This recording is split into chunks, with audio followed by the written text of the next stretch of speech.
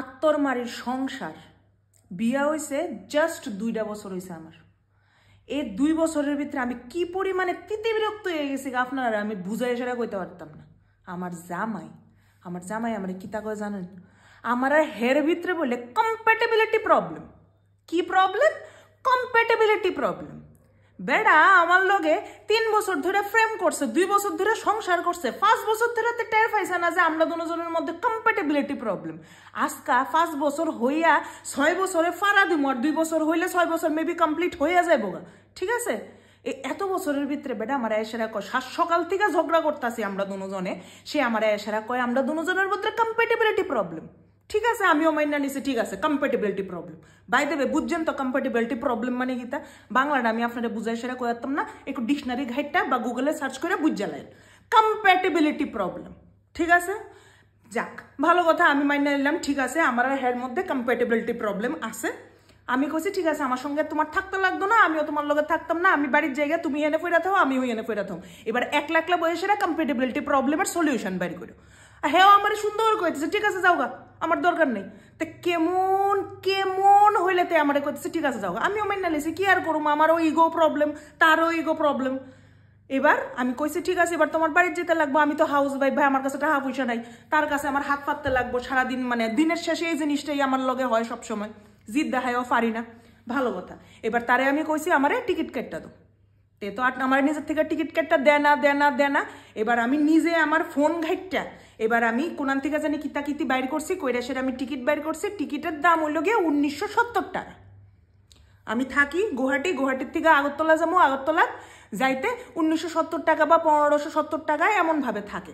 তো অন্য সময় যখন আমি যাই তো 1970 বা এমনই থাকে, 1800 1900 এমনই থাকে। কিন্তু এবার যখন আমি টিকিট বাইর করছি এটা আসছিল 1500 সামথিং, 1540 বা সামথিং এমন। তো তারে নিয়ে আসে আমি দেখাইছি, আমরা দুজন আলাদা আলাদা ঘরও আলাদা করে লেছি, তুমি এই ঘরে থাকবা আমি ওই ঘরে থাকবো। ঠিক আছে, তো ওই ঘরে নিয়ে আমি দেখাইছি যে দেখো এটা হইল গিয়ে আমার টিকিট, আমার টিকিটটা কাটটা দো, আমি বাড়ির জায়গায় হেরফরে তুমি যা ইচ্ছা দা করো। হেরফরে গিয়ে আমি রিয়েলাইজ করলাম হের লগে শুধু আমার কম্প্যাটেবিলিটি প্রবলেম না, তে তো আমারে মানে কিতা কইতাম, তার তো আমার উপরে কনফিডেন্স প্রবলেমও আছে। তে কিতা ভাবছে তে আমার ফোন দেখাতে ঝগড়া মগড়া সব ভুলে গেছে। তার প্রথম কোশ্চেন হলো এই টিকিট দেখা আমারে কয় যে তুমি এত কম দামের ভিতরে টিকিট কোন থেকে খুঁজে পাইছো, কোন অ্যাপে গিয়ে সেটা তুমি টিকিট খুঁজছো যে এত কম দামে তুমি পাইছো? এটা কত হইলো সিরিয়াসলি? তার এই কথা কোশ্চেন শুন না আমি লিটারালি আমি ফিল করছি যে আমি কার লগে আছি এত বছর, কেড়ে আছি এত বছর।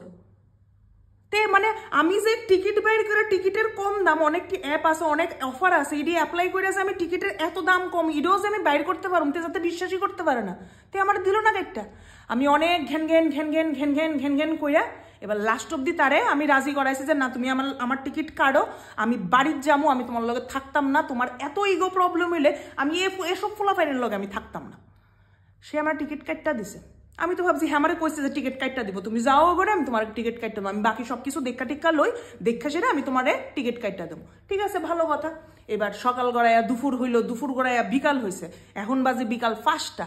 বিশ্বাস করবেন তে আমারে কোন সময় টিকিট কাটটা দিছে? মানে আমি লিটারালি আমার শুধু শরীর গিরগির করে দেখা আমি মানে কি কমু আর। তে আমারে টিকিট কাটটা দিছে আজকার থেকে 15 দিন পরে। আজকে হইল গিয়া 14 তারিখ, তার থেকে আরো 15 দিন পরে তে আমার টিকিট কাটটা দিছে। আমার কাছে তো ফোনের মধ্যে টিকিট আইছে, আমি তো ভাবছি ওকে টিকিট কাটটা দিছে হয়ে গেছে, আমি কালকা সকালবেলা উঠতে আমি ব্যাগট্যাগ গুছানি শুরু মানে করে দিব, বা রাত্রেবেলা ব্যাগট্যাগ গুছাইলাম, কালকা সকালে আমি রওনা দেবো। আমি যখন ডিটেলসে গেছি টিকিটের তখন আমি দেখলাম আজকের থেকে 10 দিন 15 দিন পরে আমার টিকিটের গিয়ে আমি তারে গিয়ে সেটা কইলাম যে তুমি যে 10 দিন পরে আমার টিকিটটা কাটটা দিছো, কি বুঝছা টিকিটটা কাটটা দিছো?